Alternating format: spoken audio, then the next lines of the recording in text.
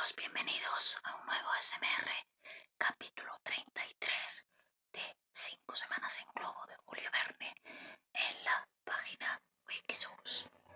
Al día siguiente, 13 de mayo, los viajeros reconocieron la parte de la costa que ocupaban, la cual era una especie de islote en medio de un inmenso pantano. Alrededor de aquel trozo de terreno firme se levantaban cañas tan grandes como árboles de Europa y que se extendían hasta donde alcanzaba la vista. Aquellas ciénagas inaccesibles hacían segura la posición del Victoria. Bastaba vigilar la parte del lago.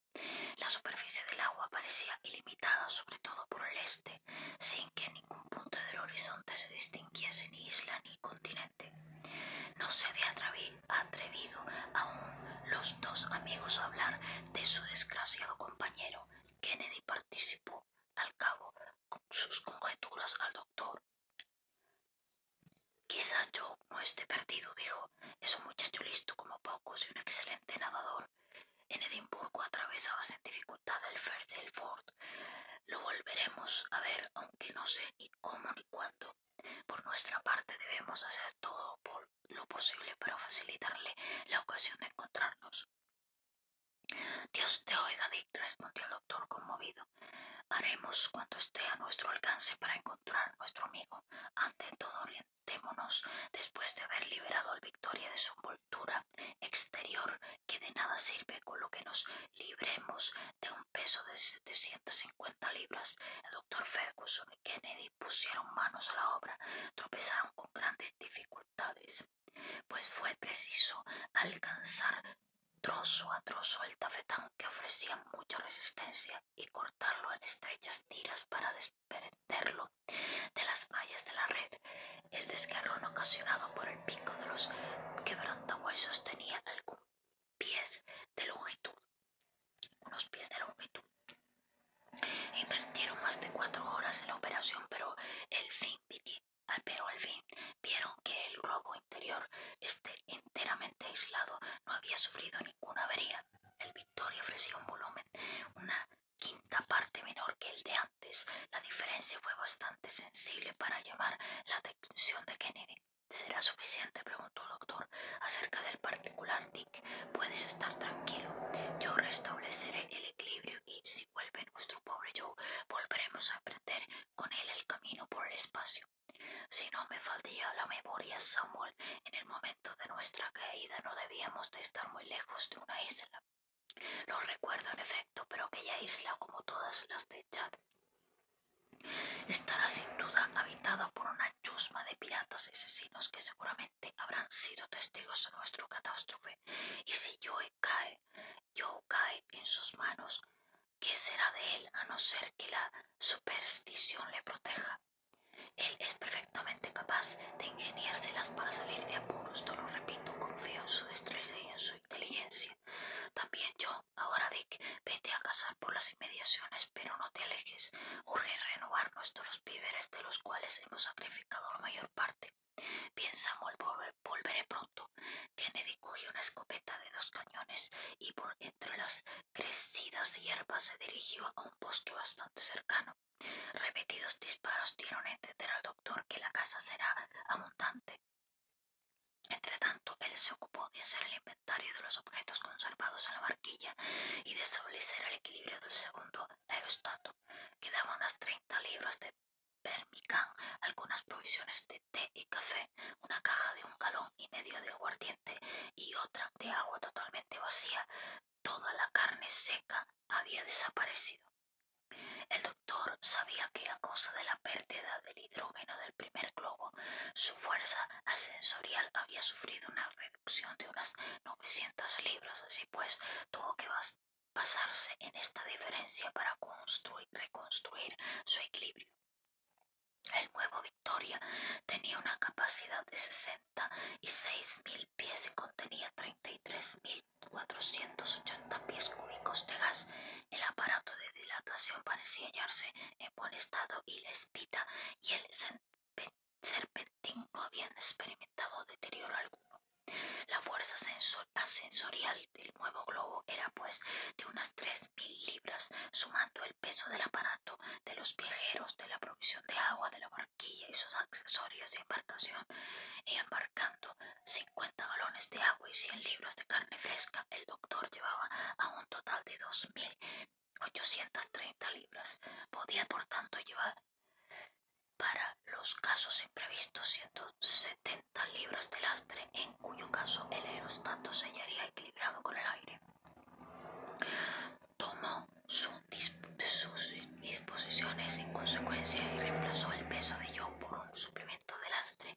Invirtió todo el día en estos preparativos, los cuales llegaron a su término al regresar Kennedy. El cazador había aprovechado las municiones, volvió con todo un cargamento de gansos anades, joyas, setas y chorlitos que él mismo se encargó de preparar y ahumar. Ensartó en cada pieza una fina caña y la colgó sobre una hoguera de leña verde. Cuando los sables estuvieron en su punto, fueron almacenadas en la barquilla. Al día siguiente el cazador debía completar las provisiones. La noche sorprendió a los vaqueros en medio de sus ocupaciones. Su cena se compuso de pemmican, galleta y té. El cansancio después de haberles abierto el apetito les dio sueño. Durante su guardia ambos se interrogaron más de una vez en las tinieblas, creyendo oír la voz de Joe, pero ahí estaba muy lejos de ellos aquella voz que hubiera querido oír. Al rayar el alba el doctor despertó a Kennedy. He meditado mucho, le dijo, acerca de lo que conviene hacer para encontrar a nuestro compañero. Cualquiera que sea su proyecto, Samuel, lo apruebo. Habla. Lo más importante es que yo tenga noticia nuestra. Exacto. Si llegase a figurarse que lo abandonamos, él nos conoce demasiado, nunca se le ocurriría semejante idea, pero es preciso que sepa dónde estamos. Pero ¿cómo? Montaremos en la barquilla y nos elevaremos. Si el viento nos arrastra, no nos arrastrará. Afortunadamente el viento nos conduce al lago, y esta circunstancia, que hubiera sido contraria ayer, hoy es propicia. Nuestros esfuerzos se limitarán pues a mantenernos durante todo el día sobre esta vasta extensión de agua. Joe no podrá dejar de vernos allí donde sus miradas se dirijan incesantemente. ¿Acaso llegue hasta informarnos de su paradero? Lo hará sin duda si está solo y libre. Y si está preso, repuso el doctor, no teniendo los indígenas la costumbre de encerrar a sus cautivos, nos verá y comprenderá el objeto de nuestras pesquisas. Pero, repuso Kennedy, si no halláramos ningún indicio, pues debemos preverlo todo. Si no ha dejado una huella a su paso, ¿qué haremos? Procuraremos regresar a la parte septentrional del lago, manteniéndonos a la vista todo lo posible. Allí guardaremos, exploraremos las orillas, registraremos las márgenes a los cuales Joe intentará sin duda llegar, y si nos iremos sin haber hecho todo lo posible y no nos iremos sin haber hecho todo lo posible por encontrarlo. Partamos pues, respondió el cazador. El doctor tomó el plano exacto de aquel pedazo de tierra firme que iba a dejar y estimó, según su mapa, que se lleva al norte del Chad, entre la ciudad de Lari y la aldea de Ingemini, visitadas ambas por el mayor Temeham. Mientras tanto, Kennedy completó sus provisiones de carne fresca. Sin embargo, pese a que en los pantanos circundantes se distinguían huellas de rinocerontes, manatíes e hipopótamos, no tuvo ocasión de encontrar uno solo de semejantes animales. A las 6 de la mañana, no sin grandes dificultades de esas que el pobre Joe sabía solucionar a las 1000 maravillas, desengancharon el ancla del árbol. El gas se dilató y el nuevo Victoria se elevó a 200 pies del suelo. Primero vaciló, girando sobre sí mismo, pero atrapado luego por una corriente bastante activa, avanzó sobre el lago y fue empujado muy pronto a una velocidad de 20 millas por hora. El doctor se mantuvo constante a una altura que variaba entre 200 y 500 pies.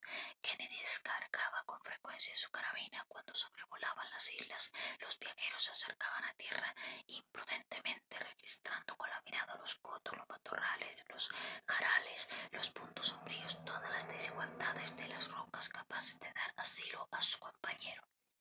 Bajaban hasta situarse muy cerca de las largas piraguas que surcaban el lago. Los pescadores, al verles, se precipitaban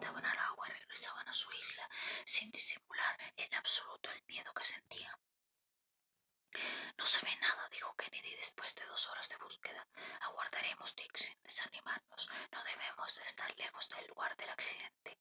A las 11 el Victoria había avanzado 90 millas. Encontró entonces una nueva corriente que en ángulo casi recto lo impelió unas 70 millas hacia el este. Planeaba sobre una isla muy extensa y poblada que en opinión del doctor debía de ser Farham, donde se encuentra la capital de los Biddiomahs.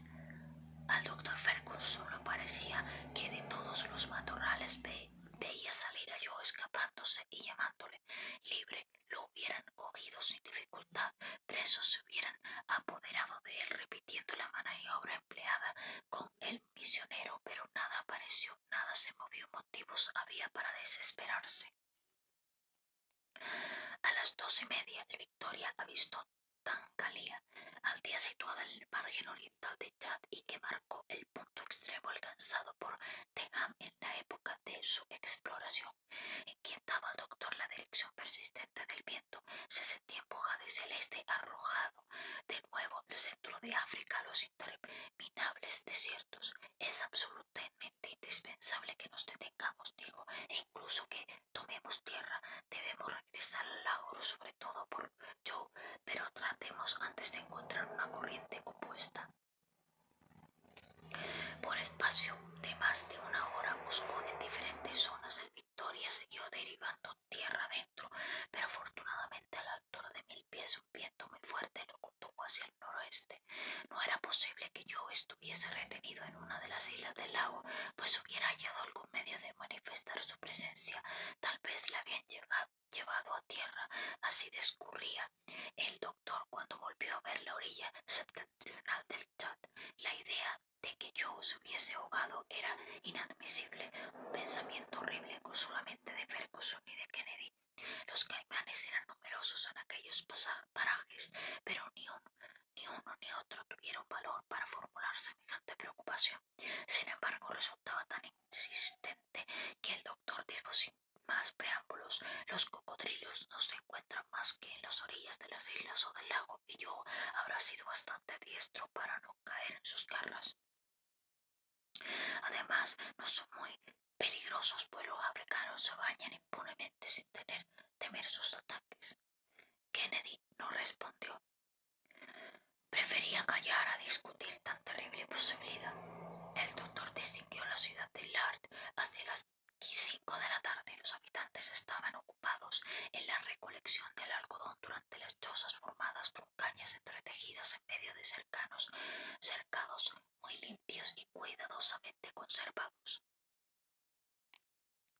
Aquella aglomeración de unas 50 cabañas ocupaba una ligera depresión de terreno en un valle que se extendía entre suaves colinas. La violencia del viento las hacía avanzar más de lo que les convenía, pero su dirección varió por segunda vez y condujo al Victoria precisamente a su punto de partida en el lago, en la especie de isla firme donde había pasado la noche precedente. El ancla, en lugar de encontrar las ramas del árbol y su presa en los raíces de un haz de caña a las que daba una gran resistencia al banco del pantano. A duras penas pudo el doctor contener el aerostato, pero al fin el viento amainó y al llegar la noche que los dos amigos pasaron en vela casi desesperados. Amigos, ya terminamos este capítulo, el capítulo 33. Pasamos al capítulo 34. A las 3 de la mañana el viento soplaba tan furiosamente que el Victoria no podía permanecer sin peligro cerca del suelo, ya que las cañas rozaban su tafetán y lo exponían a romperse.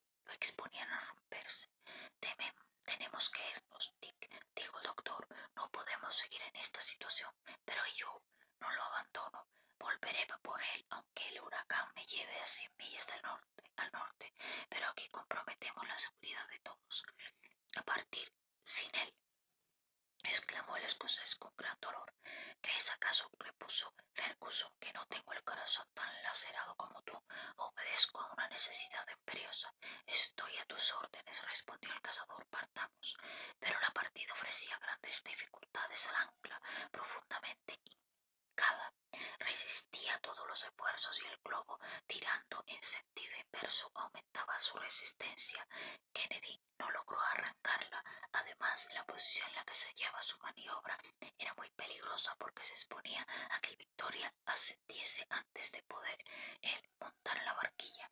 No queriendo exponerse a una eventualidad de tan trascendencia, el doctor hizo regresar a la barquilla al escocés, resignándose a cortar el cable del ancla.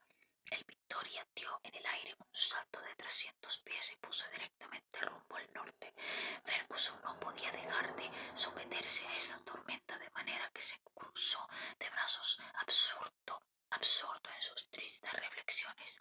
Después de algunos instantes de profundo silencio, se volvió hacia Kennedy, no menos taciturno. Tal vez hayamos tentado a Dios, dijo. No corresponde a los hombres emprender un viaje semejante. Y se escapó de su pecho un doloroso suspiro. Hace apenas unos días, respondió el cazador, nos felicitábamos por haber escapado a tantos peligros. Nos dimos los tres un apretón de manos. Pobre yo, tan bondadoso, con un corazón tan valiente y franco, deslumbrado momentáneamente por sus riquezas, a continuación se sacrificaba gustoso sus tesoros. Y ahora tan lejos de nosotros y el viento nos arrastra a una velocidad irresistible. Dime, Sobel, admitiendo que haya hallado asilo entre las tribus del lago, no podría hacer como los viajeros que las han visitado antes que nosotros, como Dehab y Barth. Estos regresaron a su país. No te hagas ilusiones, Dick. Yo no sabe una palabra de la lengua del país. Está solo y sin recursos. Los viajeros de que tú hablas no daban un paso sin enviar a los jefes numerosos presentes, sin llevar una gran escolta, sin estar armados y preparados para una expedición, y aún así no podían evitar padecimientos y tribulaciones de la peor especie. ¿Qué quieres que haga nuestro desgraciado compañero? ¿Qué será de él? Es horrible pensarlo. Jamás había experimentado pensar tan grande. Pero volveremos, Samuel, volveremos, Dick, aunque tengamos que abandonar el Victoria. Volveremos a pie al lago Chad y ponernos en comunicación con el sultán de Borno. Los árabes no pueden haber conservado un mal recuerdo de los europeos. De que seguiré, Samuel, respondió el cazador con energía. Puedes contar conmigo. Antes renunciaremos a terminar este viaje. Dios se ha sacrificado por nosotros y nosotros nos sacrificaremos por él. Esta resolución devolvió algún valor al corazón de aquellos dos hombres. La idea en sí los fortaleció. Ferguson hizo todo lo imaginable para encontrar una corriente contraria que la acercase al Chad, pero en aquellos momentos era imposible, e incluso el descenso resultaba impracticable en un terreno pelado y reinando un huracán de tan espantosa violencia. El Victoria atravesó también el país de los tibúes, salvo el Belad, el Tierid, desierto espinoso que forma la frontera de Sudán, y penetró en el desierto de arena surcado por largos rastros de caravanas. Muy pronto la última línea de vegetación se confundió con el cielo en el horizonte meridional, no lejos del principal oasis de aquella parte de África, dotado de 50 pozos sombreados por árboles magníficos, pero el globo no pudo detenerse. Un campamento árabe, tiendas de telas listadas, algunos camellos que estiraban sobre la arena su cabeza víbora animaban aquella soledad, mas el Victoria pasó como una exhalación y recorrió en 3 horas una distancia de 60 millas sin que Ferguson pudiera dominar su rumbo. No podemos hacer alto, dijo, no podemos tampoco bajar ni un árbol ni una prominencia en el terreno. Vamos, pues, a pasar el Sahara. Decididamente el cielo está contra nosotros. Así habla con una rabia desesperado cuando vio al norte las arenas del desierto agitarse entre nubes de descenso, polvo y remolinarse a impulsos de corriente opuestas. En medio del torbellino, quebrantada, rota, derribada, una caravana entera desaparecía bajo la luz de la arena. Los camellos lanzaban gemidos sordos y lastimosos gritos y aullidos surgían de aquella niebla sofocante. A veces un traje multicolor destacaba entre aquel caos y el mugido de la tempestad. tempestad dominaba la escena de destrucción. Luego la arena se acumuló formando nubes compactas y donde momentos antes se extendía la lisa llanura, ahora se levantaba una colina aún agitada, inmensa tumba de una caravana engullida. El doctor y Kennedy, pálidos, asistían a aquel terrible espectáculo. No podían manejar el globo que se remolinaba en medio de la corriente contrarias y ya no obedecía a las diferentes dilataciones del gas. Envuelto los torbellinos de la atmósfera giraban con una rapidez vertiginosa y la barquilla describía amplias oscilaciones. Los instrumentos colgados bajo la tienda chocaban unos con otros hasta hacerse pedazos. Los tubos del Sempertín se enroscaban amenazando romperse y la caja de agua se agitaban con estrépito. Los viajeros no podían oírse y se agarraban con crispación a las cuerdas intentando luchar contra el furor del huracán. Kennedy, con los cabellos revueltos, miraba sin hablar, pero el doctor había recobrado la audacia en medio del peligro y a ninguna de sus violentas emociones se tradujo en su semblante, ni aun cuando después de un último remolino el Victoria se halló súbitamente detenido en medio de una calma inesperada. El viento del norte había ganado la partida y lo impelía en sentido inverso por el camino de la mañana, con no menos rapidez. ¿A dónde vamos?, exclamó Kennedy. Dejemos actuar la providencia, dijo Dick. Ha hecho mal en dudar en ella. Sabe mejor que nosotros lo que nos conviene y ahí nos tiene regresando a los lugares que esperábamos no volver a ver. Aquel terreno tan llano, tan igual durante la idea, se hallaba ahora revuelto como el mar después de la tempestad. Una serie de pequeños montículos apenas sentados jaloneaban el desierto. El viento soplaba con violencia, el Victoria volaba en el espacio y la dirección seguía por los viajeros difería ligeramente de la que había tomado la mañana. Y así pues, hacia las 9, en lugar de encontrar las orillas del ya todavía vieron el desierto que se expedía ante ellos. Kennedy comentó el hecho. Da igual, respondió el doctor, lo importante es volver al sur. Encontraremos de nuevo las ciudades de Brno, Ulle y Kuka y no vacilaré en detenerme en ellas. Si a ti te parece bien, a mí también, respondió el cazador, pero quiera el cielo que no nos veamos reducidos a atravesar el desierto como aquellos desgraciados árabes. Lo que hemos visto es horrible y se repite con frecuencia. Las travesías por el desierto son mucho más peligrosas que por el océano. El desierto presenta todos los peligros del mar, además de fatigas y privaciones insostenibles. Me parece, dijo Kennedy, que el viento tiende al calmar. El polvo de los arenales es menor, compacto, sus ondulaciones se disminuyen, el del horizonte se aclara. Mejor es preciso